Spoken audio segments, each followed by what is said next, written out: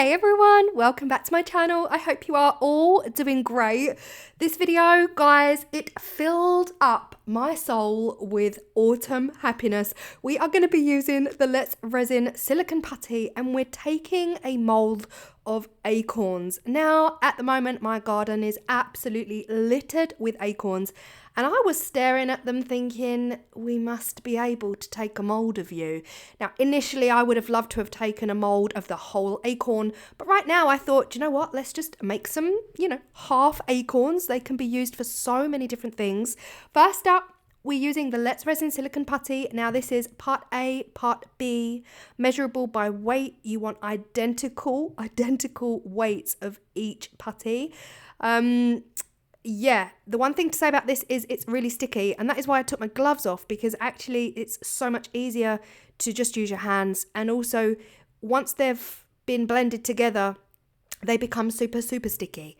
So finding a surface that they don't stick to is a must. I would definitely recommend plastic as opposed to a silicone mat, because they do stick to your silicone mat. So it's just a couple of things to bear in mind. So I weighed out 36 grams of part A, or the blue part, and then I need 36 grams of the white part to be able to mix them both together. Now, honestly, guys, I love making silicone molds, right? These are by no means, they're not professionally made. These are what I would class as good enough molds. I wouldn't necessarily make these to sell, because that's not that's not the level we achieved. What we achieve here is a perfectly formed acorn silicone mold that you can use for multiple projects. Now, I am going to talk through some of those projects, and I've missed about 20,000 off the list, because I am sure the possibilities for these are absolutely endless. Once I've weighed out part AB, you just want to smush it together. You want both components completely and utterly blended so that you can't see any more of that white.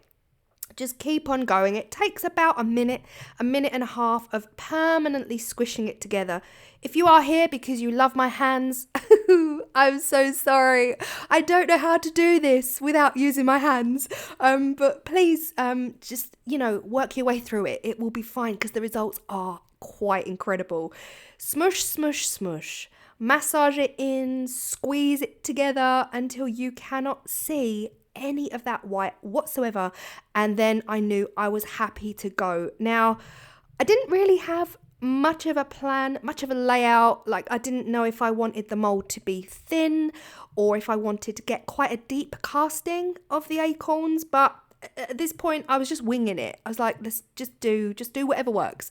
So I patted it down into this kind of chunky oblong shape. Didn't quite know how it would go, and realised it was only enough room for 2 acorns, because I wanted these to be quite deep, and I want the silicone putty to give them a hug, like come up and around, not over, but just like hug them around all areas. So just kind of like giving it a squish, making sure that they are well and truly in there, and I was happy with that. Now, of course, I've got way more acorns than just 2. So I decided to go again, roll up another blob, and not quite so much this time, but now we're going to go a little bit shallower. So we're just getting thin. Now, these would really work in your thin molds. Say you wanted to make a coaster, or I wouldn't say a bookmark. They'd be too thick for a bookmark, but a nice coaster, this would really work. Or a tray. Making a much thinner casting of an acorn would really work in the thinner pieces. So do whatever makes your heart happy. Now, the alternative here is to take a full casting of an acorn.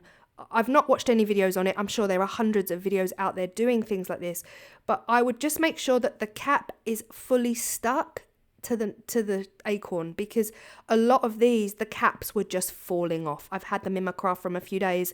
They're drying out, they're shriveling up, and the caps just want to come off. So if you do want to take a full mold of a full acorn, I would suggest gluing the cap onto the acorn, sanding the tip of the cap down a bit, and then sticking that down onto the base of your silicone mold. And I think that way, when you demold, you'll get a really nice flat top to your acorn. Like I said at the beginning, there's so many ways you can use these. Now, real acorns in real life shrivel up and become really kind of non-usable. So if you wanted to make acorns that lasted for, say, your mixed media collage or your wreath decor or autumn garland, this would be the way forward. But you're talking earrings, necklaces, resin inclusions, and also silicone inlays. You could take a ton of resin castings. Once you've casted them, place them down into, say, some air dry clay and let that dry out, and then make a ton of silicone inlays. And honestly, you could make so many. This is about an hour and a half later, and we can demold. Sadly, the first one was a bust. I pressed too hard and I went right the way down and touched the table, but it's just a lesson we learn. Don't do that. Don't be like me. The rest came out like a dream. Now, this one here had lost its cap, and that was absolutely fine. It still molded really well, even though it wasn't attached to the cap anymore. But now the actual results themselves, they don't scream just yet, but we're going to add color and bring these to life. Now, I studied the colours. The colours were wild, and it's stuff I didn't really notice before. The bottoms of these acorns are almost neon green, like neon yellow green, moving up to pale green and then pale brown, darker brown, and almost copper in colour. And then the caps are giving like a muddy beige, like a brownie beige. There's a hint of green in the caps as well. So I was going to do my best to, I guess, incorporate as many of these colours as I possibly could. I didn't want to keep it just brown and beige. You know, I really wanted to add in that neon yellowy bottom included with the pale cream, muddy beige caps. So as we start this, I'm not blending as I go. I'm literally just dropping the colours in where I want them. I didn't want to blend too much because I don't want the colours from the cap going into the main body of the acorn and vice versa. I didn't want any copper in the cap. So I'm using a very small brush and I'm simply dropping in that creamy beige to the caps. Then the bottoms of the acorns are all going to get a very light kiss, just a gentle kiss of this bright, almost neon. Like it's crazy to think I'm using neon green, but it really is bright when you see it with your eye. Up close, it's a really bright neon green. Now to that, we're adding a bit of yellow, just I guess to blend it out and tone it down a bit, and that was it. So just really wanted to, I guess, pay attention to the colours that were in these acorns. And I did something very similar to this years ago, making seashells and trying to get as many, colours in there as possible that closely represented the seashell.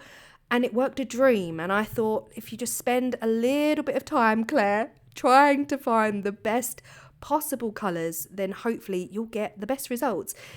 Now it's time to blend all of these together. So I'm just using the same small brush again. So in those caps, just to bring it back, we've got the muddy beige and we've got a bit of green, a very, like a khaki green, a darker green, because some of them look like they're just on the turn, they're just going a little bit off.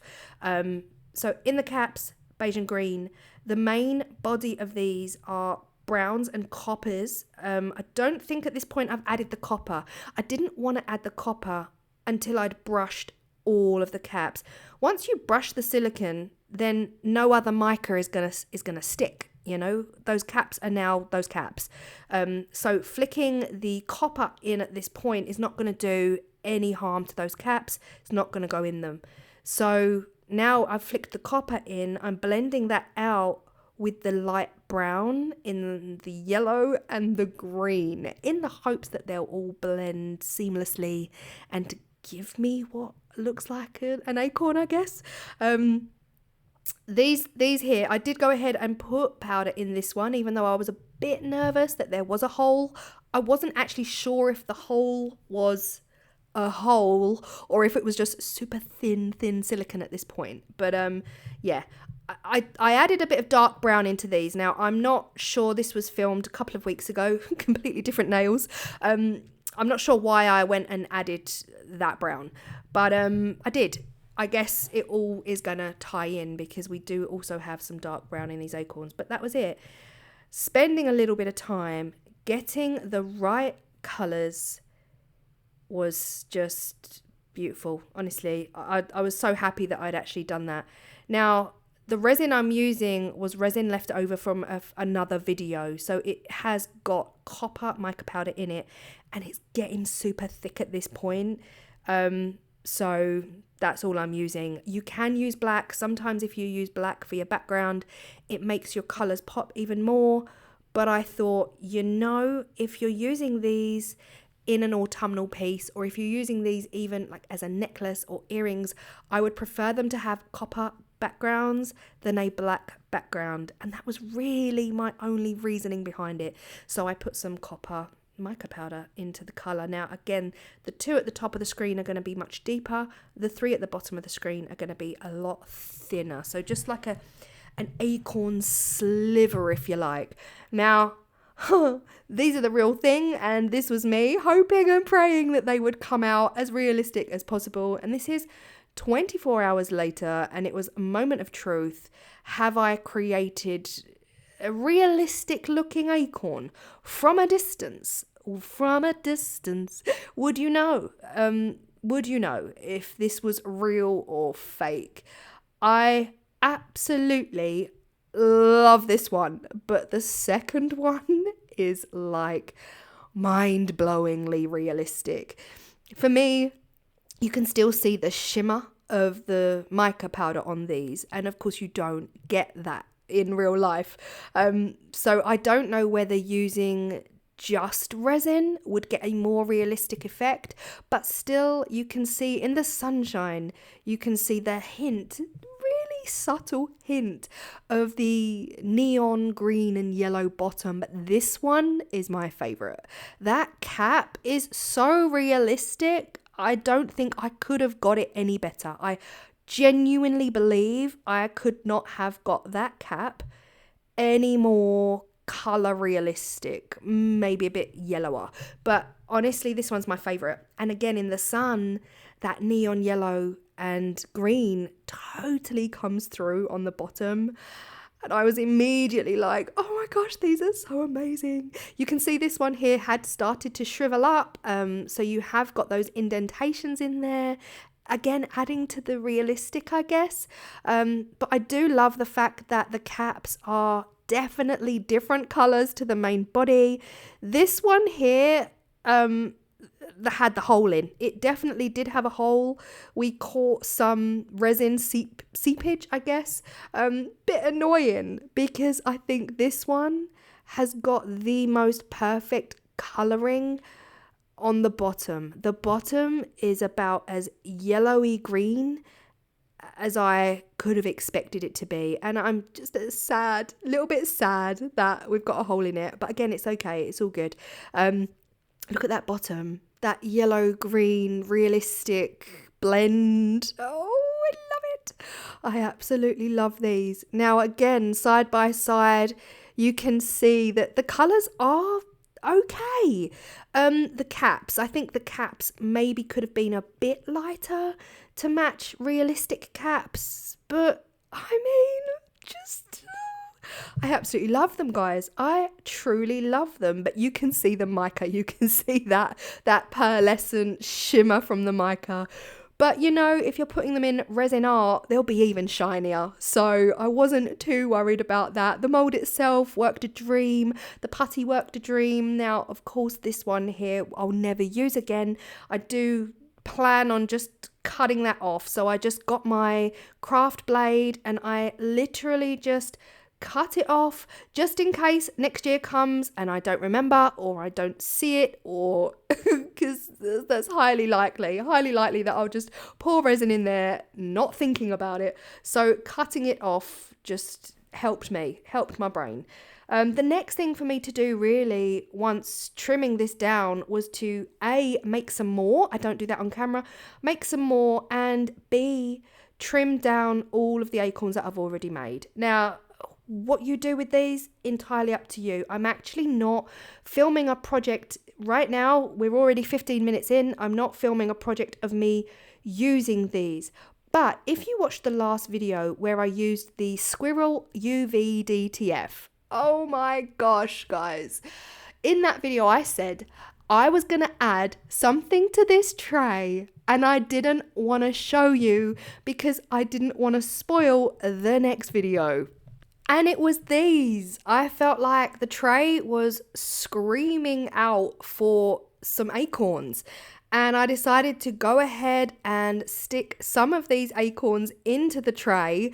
This is footage from the video that I took out because I had a panic moment and I put the acorns down. These are the acorns I've literally just shown you how to make. I put them in and I was like, oh, it looks like the squirrel's holding it. And then I thought, but why would you want that in the middle of the tray? And maybe if I put 2, it'll be better. But then you can't have 2, you have to have 3. And then I lost my absolute confidence and I just, I had a complete panic, didn't know if they'd work. And yeah, that's why in the video I was like, I was going to add something, but I decided not to. And this is me pushing them down before thinking, I just don't think they're going to work, because then what could you use the tray for? You can't use it for anything that's, and then 3 didn't work. And yeah, this was me having a complete crisis, complete and utter. No, they've got to come out. I can't leave them in there. They don't work. And that's what happened off camera, the bit that you guys never got to see. So let me know, would you have left the acorns on this tray with little Mr. Squirrel living his best life, having his lunch? And yeah, let me know.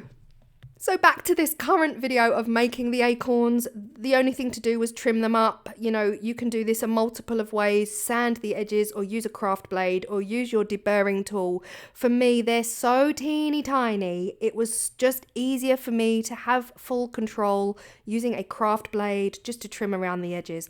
Now at this point, you can turn them into a necklace pendant, earrings, fridge magnet, put them at the top of a bookmark.